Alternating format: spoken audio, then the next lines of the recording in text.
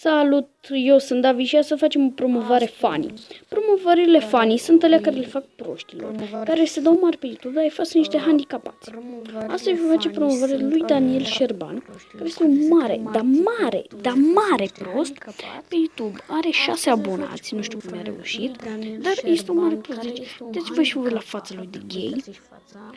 Uitați-vă și voi puțin.